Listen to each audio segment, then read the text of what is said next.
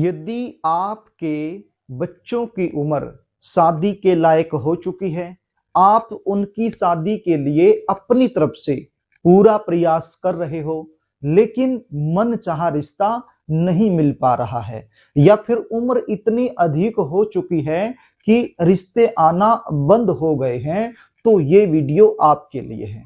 आज मैं आपको इस वीडियो के माध्यम से जल्दी शादी होने का एक ऐसा सरल एवं चमत्कारी उपाय बताने वाला हूं, जो कि आप किसी भी शनि प्रदोष व्रत के दिन कर सकते हो। हाल ही में शनि प्रदोष व्रत 27 जून 2026 के दिन आ रहा है, तो आपने इस उपाय को इसी दिन कर देना है। प्रिय दर्शकों, यह उपाय आप सुबह करना चाहो या फिर शाम को करना चाहो, वो आपकी मर्जी है। यदि बच्चे खुद करना चाहें, खुद भी कर सकते हैं, चाहे लड़का हो या लड़की हो। यदि खुद करना चाहें तो खुद भी कर सकते हैं, और यदि खुद नहीं कर पाते हैं तो ऐसी सिचुएशन में बच्चों की जो माँ है या बच्चों के जो पिता हैं, उनको मैं विशेष रूप से कहना चाहूंगा, यह उपाय जरूर करें।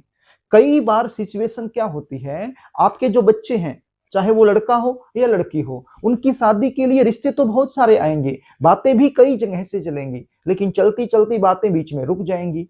कोई भी रिश्ता सफलता तक नहीं पहुंच पाएगा। देखने वाले आएंगे, देखकर चले जाएंगे, किसी भी प्रकार का पॉजिटिव रिप्लाई आपको सामने से मिल नहीं पाएगा। आप इंतजार करते रहोगे। कुछ ऐसे रिश्ते आएंगे जो आपके बच्चों के लेवल के नहीं है, तो सीधी सी बात है, आप अपनी तरफ से मना करते रहोगे। और कोई ऐसा रिश्ता जो बिल्कुल आपके बच्चों के लेवल का है, तो वो रिश्ता सामने से पक्का नहीं हो पाएगा। जबकि आपके बच्चे दिखने में सुंदर हो सकते हैं, अच्छी खासी उनकी जॉब हो सकती है, भगवान की कृपा से बैकग्राउंड भी अच्छा हो सकता है, या फिर खुद का व्यवसाय हो सकता है। इतना कुछ होने के बावजूद भी शादी में यदि लगातार विलंब बना रहे, तो ऐसी सिचुएशन में बच्चे तो परेशान होते ही हैं, लेकिन बच्चों से कहीं ज्यादा परेशान माता पिता हो जाते हैं। इसलिए यदि आप इस सिचुएशन से गुजर रहे हैं तो चिंता करने की आवश्यकता नहीं है। उपाय बता रहा हूं, इसको ध्यान से सुन लीजिए। प्रिय दर्शकों, यह उपाय करने से पहले आपको नहाना है। नहा धोकर के साफ सुथरे धुले हुए वस्त्र आपने पहन लेने हैं। एक स्टील का लोटा आपके पास होना चाहिए। स्टील के लोटे में सबसे पहले आपने थोड़ा सा गंगा जल डाल लेना है। उसके बाद थोड़ा सा कच्चा दूध इसके अंदर आपने डाल लेना है, और उसके बाद इसको शुद्ध जल से भर लेना है, और एक चुटकी काले तिल भी आपने इसके अंदर डाल लेने हैं। और यदि काले रंग के तिल आपके पास अवेलेबल नहीं है, तो फिर काले रंग के साबुत उड़द होंगे, वो आपने मुट्ठी भर इसमें डाल लेने हैं।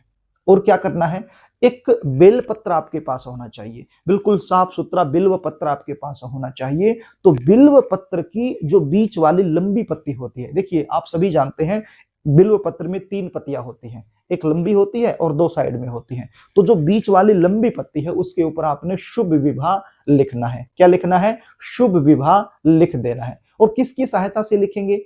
आप यहाँ पर सफेद चंदन भी ले सकते हो, यहाँ पर आप पीला चंदन भी ले सकते हो, लाल चंदन भी ले सकते हो, या फिर आप रोली भी ले सकते हो। रोली की सहायता से भी लिख सकते हो। एक माचिस की तिल्ली ले लीजिए, और माचिस की तिल्ली की एक साइड पर थोड़ी सी रुई लपेट लीजिए, और उसकी सहायता से आप जो बीच वाली पत्ती है उसके ऊपर शुभ विवाह लिख दीजिए। साइड में 2 पत्तियां बच गई।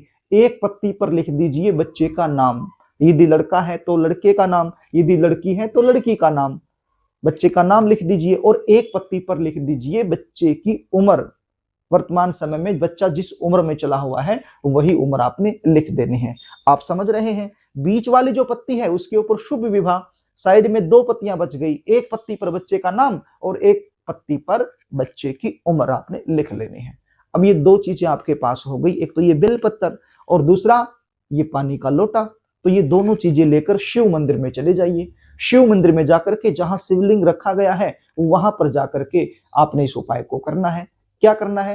ये जो बिल्व पत्र आप लेकर के गए हो, ये बिल्व पत्र आपने शिवलिंग पर अर्पित कर देना है, अपनी मनोकामना बोलते हुए। यदि आप माता पिता हो तो अपने बच्चे का नाम बोल दो, अपने बच्चे का गोत्र बोल दो, और जल्दी शादी होने के लिए प्रार्थना कर दो, और शिवलिंग पर अर्पित कर दो। अब जो लिखा हुआ हिस्सा है वो शिवलिंग की तरफ आपने रख देना है।